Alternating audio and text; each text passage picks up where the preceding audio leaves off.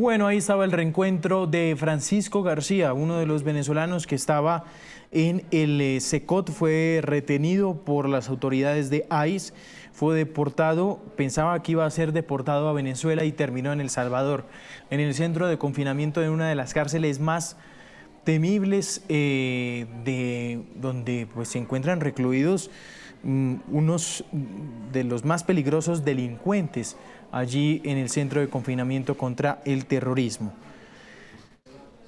Saludamos a Francisco, lo tenemos aquí en Noticias Caracol para Colombia. Francisco, buenos días. Hola, ¿cómo está? Gracias por atendernos estos minutos, Francisco. Estábamos viendo esas imágenes, coméntenos un poquito cómo fue ese reencuentro con su familia. La verdad, no, el primer día que llegamos aquí a Venezuela, vi a mi mamá, a mi hermano, la verdad me sentí demasiado feliz porque fue algo que, ¿sabe? A pesar de que estaba encerrado en un sitio sin saber de ellos, no, desde el primer día que desde el primer día que llegué allá nunca supe de ellos y al llegar a Venezuela y verlo, de verdad fue una felicidad grande que Dios me volvió a regalar al ver a mis hermanos y a mi mamá. Me sentí muy feliz, muy feliz. Claro. ¿Usted qué hacía en Estados Unidos? ¿Por qué se fue? Yo a Estados Unidos, yo me dedicaba a barbería, yo soy barbero.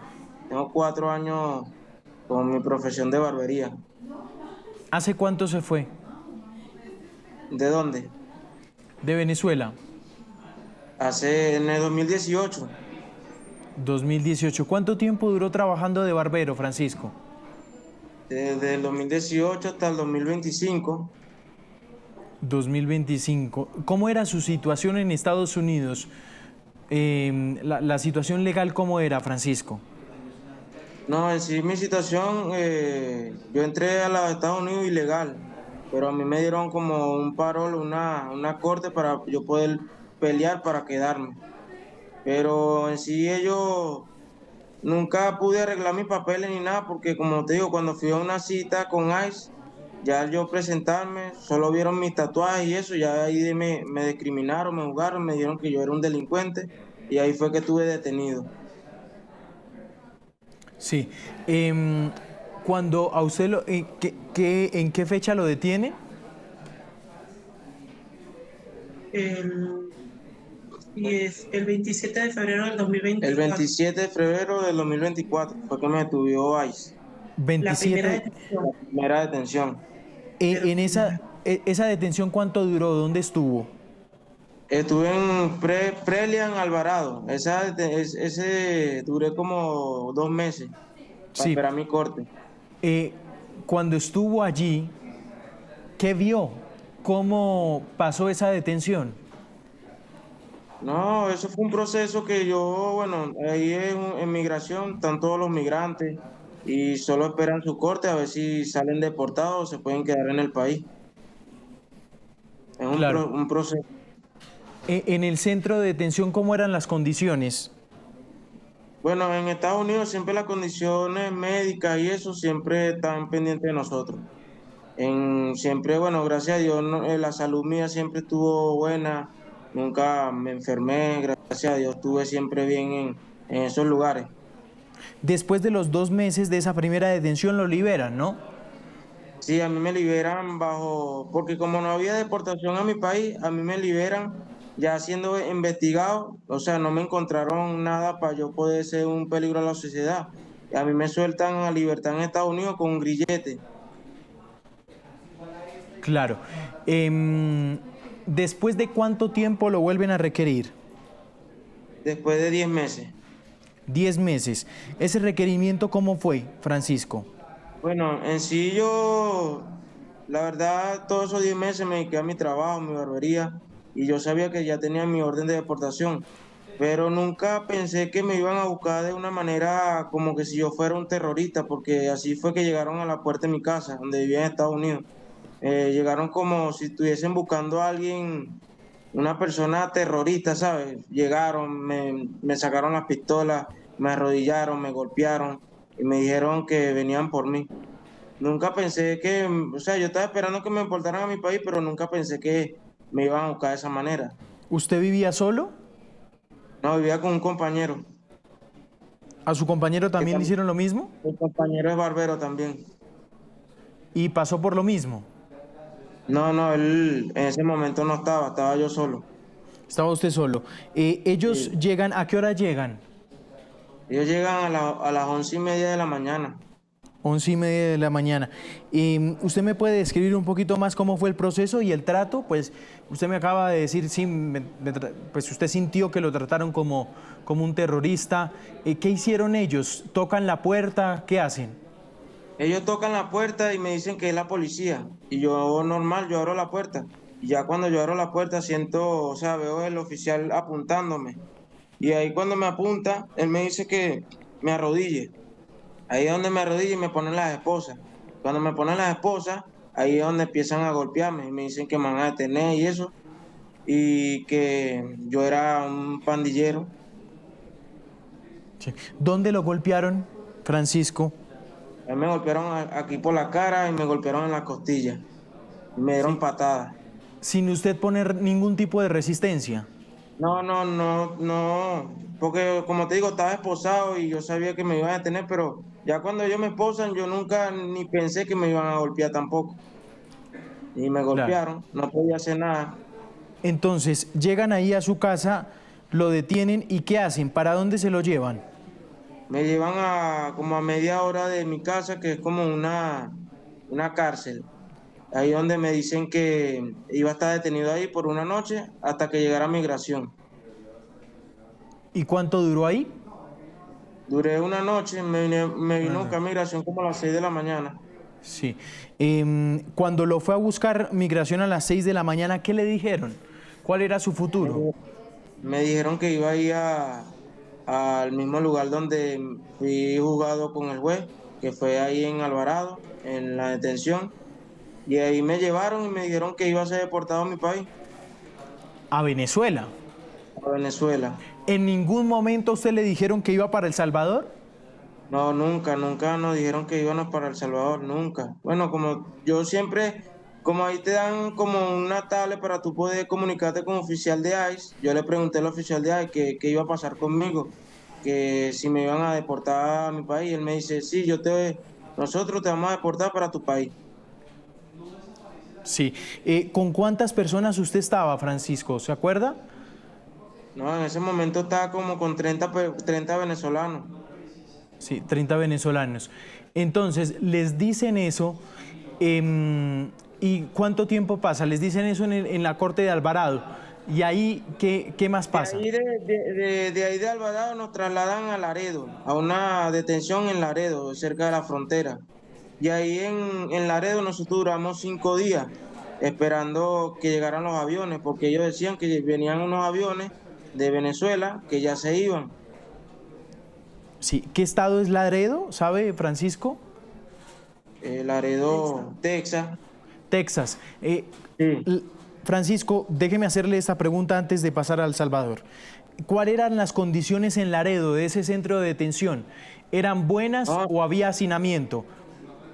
sí, había asilamiento, no nos dejaban salir, siempre era como una discriminación, no, no nos dejaban hacer nada. Ellos siempre, había un aislamiento que, bueno, una vez, como te digo, siempre que iban a dormir nos cerraban las puertas de la celda. Y una vez un compañero mío no podía respirar, se sentía asfixiado. Y menos mal un amigo mío le puso como un papel a la puerta para no poder cerrarla. Y cuando abrimos la puerta, nuestro amigo se estaba desmayando, como asfixiado. Y ahí fue cuando urgimos llamar a los oficiales para que nos ayudaran. Y como te digo, si no fuera que hubiésemos abierto esa puerta, mi compañero se hubiese muerto asfixiado. ¿El trato en los centros de detención como Laredo, cómo es? Es algo que te digo que nos tratan mal, nos dicen así, nos tiran hasta la comida, coman, así, no, bueno, no hablan tanto con nosotros, solo nos dejan ahí solos y nos dicen esperen su momento de proceso y ya.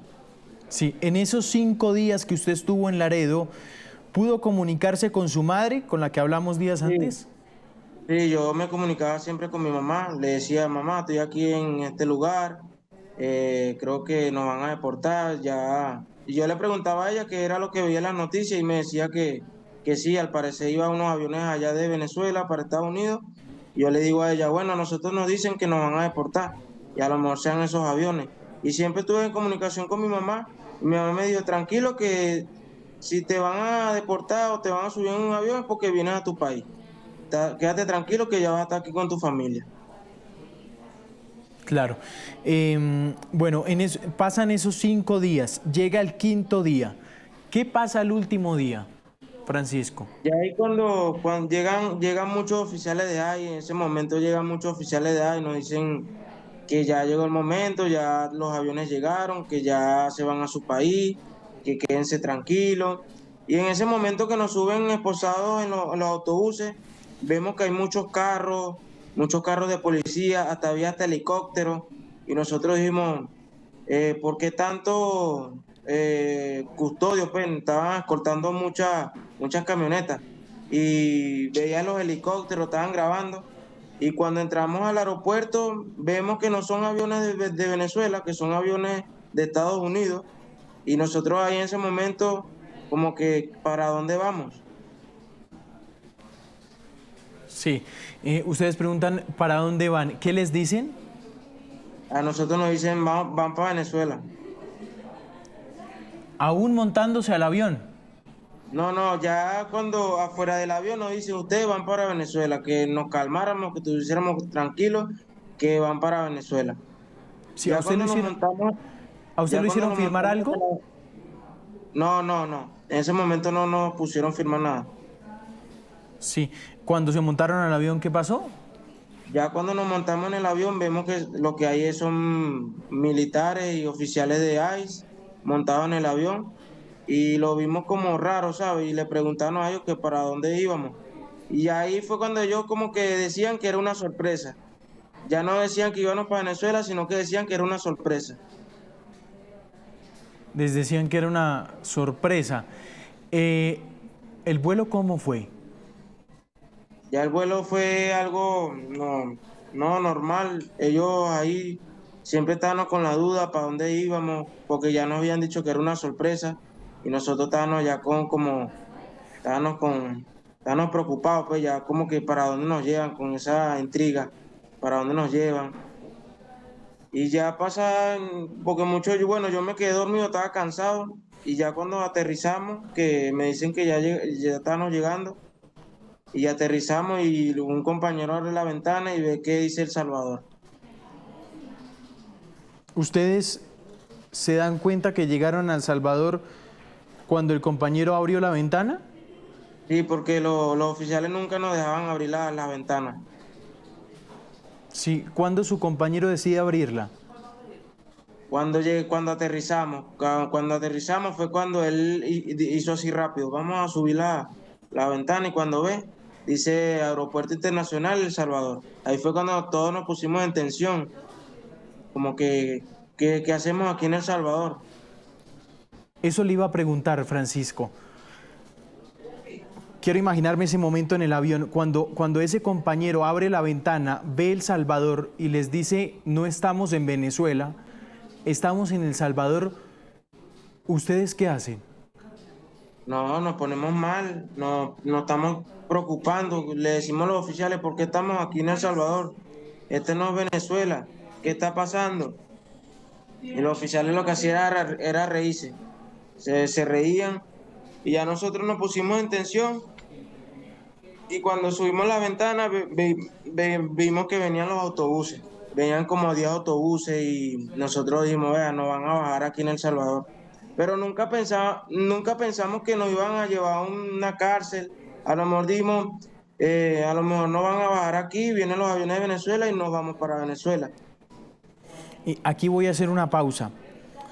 Antes, en su tiempo en Estados Unidos, en su tiempo libre, Francisco, ¿había usted escuchado del SECOT? Sí, yo he escuchado el SECO. ¿Veía videos Eso, donde? ¿En redes? en redes sociales, en Facebook, sale eso de lo de la cárcel del SECO. Sí lo veía. Sí. Aún así, en ese momento, cuando aterrizaron, ¿Les seguían sin informar que iban para allá? Sí, nunca nos dijeron que íbamos para el Secó, nunca. Sí. Ustedes se bajan del avión. ¿Quién los recibe? No, los oficiales, los policías de El Salvador. Los policías de El Salvador. ¿Y qué les dicen? ¿Los montan al bus y en el bus qué pasa? Bueno, cuando ya estamos bajando del avión, que vienen ellos arriba a buscarnos, yo veo que los policías me agarran de los dos brazos y ya me agarran de una forma fuerte, pues, y me dice que agache la cabeza y me van subiendo rápido, rápido para el autobús. Y ahí cuando me frenan, porque me estaban tomando la foto de la llegada, un oficial me dijo, bienvenido a El Salvador. Y ahí fue cuando me lanzaron al autobús y cuando yo entro al autobús y fue que nos dieron muchos golpes en el autobús, unas mujeres oficiales también nos daban golpes en el autobús, me decían bienvenidos al infierno, que aquí no van a salir, que no sean chistosos, que todos mirando hacia abajo. Y en ese momento el autobús fue algo feo porque siempre nos mantuvieron golpeando. Sí, ¿cómo los golpeaban? Nos golpeaban con un palo, nos golpeaban con las manos, nos tiraban así por los asientos. Siempre me dieron golpe en la costilla, me dieron golpe aquí en la cabeza, en la nuca y me dieron aquí en el pecho y en las piernas. Claro. Cuando usted va llegando a el sector del Secot, además hace un calor impresionante Sí. allí, porque es una región apartada de la ciudad. Usted va llegando y va viendo eso y ¿qué va pensando? No, yo en sí, como te digo, cuando nos suben en el autobús, que nos sientan, a nosotros nos dicen, no se le ocurra subir la cara. Y siempre mantuvimos la cabeza abajo. Ya cuando estamos llegando al sitio, que era el Secó, la cárcel, ya ahí yo escuchaba gritos y estaban militares y policías. Claro. Cuando ustedes los bajan en el registro del Secot, ¿qué pasa? Bueno, cuando ya llegamos ahí en el Secó, yo en ese momento ya hice tiempo, porque escuchaba a los compañeros que estaban conmigo en el avión, los escuchaba llorando, los escuchaba gritando, escuchaba que los policías lo estaban golpeando, que le decían groserías. Y ahí fue en el momento que yo dije, ¿qué está pasando? Y llegó el momento de bajarme y cuando me bajo me agarran por el cuello, me agachan y ahí fue cuando me arrodillan para cortarme el cabello pelón. Claro. Entonces, y le hacen el registro de ingreso. ¿A dónde lo ingresan? ¿A dónde lo meten? Nos meten en un módulo que hay donde están todas las celdas. ¿Es el mismo módulo donde están los otros, los maras, o era aparte? Estaban No, no, vacíos. era un módulo que estaba vacío. Ahí nosotros nunca nos metieron con los maras. Siempre nos metieron en un módulo vacío. Y ahí fue cuando nos pusieron a muchos, por lo menos en grupo de 9 a cada celda. Un grupo de 10 a cada celda. Sí. ¿Los vistieron de blanco? Sí, nos vistieron de blanco. Chores, media y camisa blanca. Igual que la comida, ¿cómo era, La Francisco? comida era frijoles y arroz y tortilla Frijoles y y sí. un vaso de agua. Sí. Francisco, ¿lo raparon? Sí, Los raparon a todos. claro, sí, nos raparon toda la cabeza. ¿Cómo fue ese procedimiento? No, ese procedimiento fue cuando nos bajaron del bus y nosotros vemos que están porque lo que nos cortaron el cabello eran mismos presos, los mismos presos. Y cuando nosotros vemos que nos están cortando el cabello fue algo horrible, fue algo que no entendía por qué me cortaban el cabello. Y yo en ese momento lo que pensaba era mi familia, ¿sabes? Me sentía como que ¿en dónde estoy? Estaba en shock, ¿sabes? Me sentía en shock, no sabía qué pensar, por qué yo estaba ahí. Sí, porque eso le iba a preguntar. Ver a sus compañeros que los rapan, pasando en fila uno a uno, después cuando le tocó su turno, Francisco, ¿usted qué pensaba? No, yo la verdad sentía mucho miedo, yo, o sea, pensaba como que, ¿qué está pasando? O sea, yo no lo creía, o sea, me sentía como que no creía lo que estaba pasando. Y cuando me están cortando el cabello, yo lo que sentía era que, o sea, no podía ni hablar porque no sabía, no lo creía, ¿sabes? Que me estuviese pasando eso. Claro, Francisco, ¿cómo fue su primera noche en el Secot? No, en la primera noche del secó fue algo feo porque por muchos golpes que nos dieron, mucho dolor sentía en mi cuerpo. Sí. Usted, me imagino, creo que no les dan cobijas, ¿no? No, no, no, nada de eso. Siempre dormimos en las camas así en las latas. ¿Hacía mucho frío? Sí, hacía mucho frío. Y como los dolores, ¿sabes? Que cuando tu cuerpo se enfría, ya no te podías mover que si para un lado porque estabas acostado ahí y más te dolía el cuerpo. Claro, y durmiendo ahí, durmiendo ahí. ¿Cuántos días estuvo allí en el Secot, Francisco? En el secó duramos 4 meses. 4 meses. Sí. Francisco, esos 4 meses, ¿cuál fue el momento más difícil ahí adentro? El momento más difícil ahí en el secó fue cuando nosotros nos cansamos la verdad de los maltratos, de los golpes, ¿sabes? Ya estábamos cansados y siempre le decíamos a los oficiales que ya, que basta, y fue cuando sacaron a unos compañeros, los sacaron y vimos que había unos oficiales que se nombraban Satán y Motomoto. Ese era su nombre, Satán y Motomoto. Sí. Y Satán y Motomoto, o sea, eran los oficiales asignados. Eso, ellos eran los oficiales asignados de toda el maltrato, de las torturas. Y ahí fue en el momento que ellos nos sacaron y nos arrastraban por el piso, nos daban muchos golpes, nos llevaban a la isla de aislamiento, que era una celda oscura, y ahí entre seis oficiales nos caían a golpes, se subían arriba de nosotros, de la barriga, de la espalda, nos golpeaban la cabeza con el piso. Eso era algo feo, fue algo feo que de verdad que no entiendo por qué ellos, ellos hacían eso con nosotros, por qué tanta maldad con nosotros. No son personas, ¿me entiendes? Unas personas que en sí están encargados de eso, hasta un día pensábamos que no eran oficiales, eran criminales, eran terroristas, porque para hacernos ese trato de pegarnos, casi matarnos, asfixiarnos, no entendí nunca por qué lo hacían, si nunca nosotros le hicimos algo al Salvador, nunca pasamos por El Salvador, nunca tuvimos algo con El Salvador, no entiendo por qué tanta maldad con nosotros. Sí. Francisco, ustedes en ese Motomoto el oficial, ¿sí? Se llamaba. Sí, ¿Alguna vez tuvo la oportunidad de decirle algo? él decía que se acoplen o si no siempre lo iban a acoplar y que están aquí en el infierno, que aquí no se van a salir así de así, que ya nosotros estamos en manos de ellos. Claro. ¿Por qué los llevaban a las celdas de aislamiento? En la visita que hicimos con Noticias Caracol al Secot, las celdas de aislamiento es solo para castigos.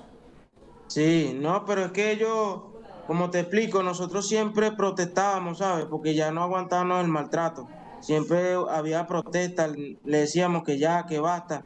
Y había momentos que ellos nos golpeaban y ahí fue como que un enfrentamiento entre ellos y nosotros. Pues nosotros teníamos jabones, le echábamos agua, porque no queríamos que entraran más a la celda, ¿sabes? Abrieran la celda y entraran y nos golpearan. Y en esos momentos fue que ellos abrieron la celda y nos sacaron y nos metieron a la celda, solo por protestar que ya no queríamos más golpes, ya no Eh, queríamos ser maltratados, por eso fue que nos metieron a la celda de aislamiento.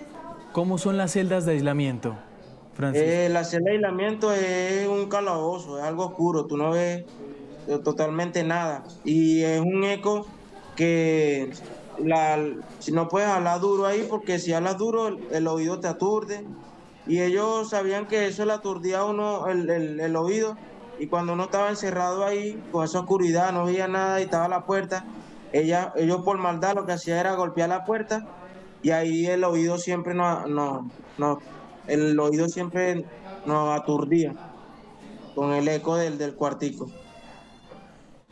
Claro, me imagino. Francisco, bueno, pasan los 4 meses, el último día, ¿qué le dicen? ¿Cómo le dan la noticia que quedó que pues va a quedar libre y va a volver a su país?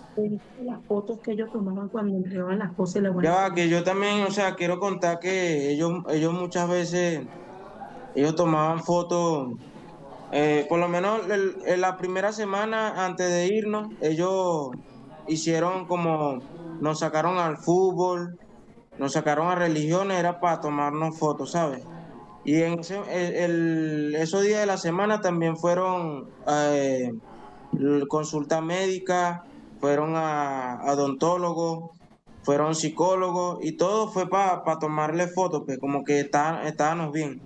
Y esa misma semana guindaron un aro de basquetbol que nunca jugamos nosotros basquetbol y ellos guindaron el aro de basquetbol solo para tomarle fotos. Y después de todo ese protocolo, vinieron los barberos y fue que nos cortaron el cabello. Ahí sí era un corte normal, pues, un corte a nuestro estilo. Claro. La despedida del Secot, ¿cómo fue, Francisco? Bueno, la despedida del Secoya fue algo inesperado, ¿sabes? Nosotros en la madrugada, a las 3 de la madrugada, estamos durmiendo y prenden las luces y ahí es donde entran los oficiales y dicen, todo el mundo a levantarse, báñense y cepíllense. Claro. Entonces, ustedes se montan al avión de regreso a Venezuela. Vimos inclusive gestos de sus compañeros en protesta contra los oficiales, ¿no? Sí, claro, es que nosotros estamos saliendo del infierno, ¿sabes? Estamos saliendo de un lugar donde siempre estuvimos sometidos a ellos, el golpe, y es un momento de que ya no estamos yendo y nos estamos despidiendo de esas personas malas, de una manera de que, ¿sí me entiendes? Como que no merecían que estuviéramos ahí. Claro. Ese vuelo de regreso a Venezuela, ¿qué se vivía en ese avión, Francisco? No, felicidad, mucha felicidad, porque cuando a nosotros nos dijeron el encargado de que nos iba a enviar el oficial de migración, que nos dijo que venía por nosotros y ya íbamos para Venezuela, una gran alegría, una felicidad enorme, porque ya pensábamos en nuestros familiares, ¿sabes? Llegar a nuestro país, volver a abrazar a nuestras madres, a nuestros hijos, a nuestros hermanos. Eso fue una felicidad grande ya ahí en ese avión. Cantábamos, siempre estábamos alegres en el avión al llegar aquí a Venezuela. Pues muy bien, 10:42 minutos de la mañana. Es el relato de Francisco, precisamente con todo este tema de su regreso a Venezuela, sus días en el Secot, un relato muy impactante. Y ahora el futuro, Francisco, ¿qué le espera a usted allí en Venezuela? No, salí adelante con mi familia, de dedicarme a mi trabajo, que es mi barbería, mi profesión, lo que más me gusta, en mi barbería, estar con mi familia, demostrarle al mundo y a demostrarle a las personas que siempre estuvieron ahí apoyando a mi mamá, siempre demostrando que sí, en verdad soy una persona buena, que soy una persona trabajadora. Y ya estoy en mi país y gracias al presidente, que fue también uno que nos pudo sacar de allá. Gracias por él, porque estamos aquí. Y nada, mi futuro aquí es mi trabajo, estar con mi familia y salir adelante a guerrear como siempre he hecho. Una persona guerrera, que me gusta vivir bien, me gusta obrar bien, porque el que obra bien le va bien en la vida. Y aquí estamos, ya estamos aquí en mi tierra y vamos a luchar porque crezca más Venezuela. 10:43 minutos de la mañana. Estamos hablando con Francisco precisamente de este relato allí en el Secot en El Salvador. Francisco, le agradecemos muchos mucho estos minutos aquí en Noticias Caracol. Tengo que hacer claridad de una cosa. Su madre nos ha suministrado pruebas, documentos que avalan inclusive por jueces allí en Estados Unidos, los antecedentes judiciales de Francisco, que son nulos. Su único pecado fue entrar ilegal a Estados Unidos, obviamente, pero es un procedimiento que su familia, ya las ONG también lo han denunciado, presuntamente irregular por parte de las autoridades tanto de El Salvador como norteamericanas. Los documentos ya los tenemos también en nuestro poder, las pruebas que ustedes nos han suministrado para sustentar este importante argumento. 10:44 minutos de la mañana vamos a hacer. Gracias, Francisco. Gracias.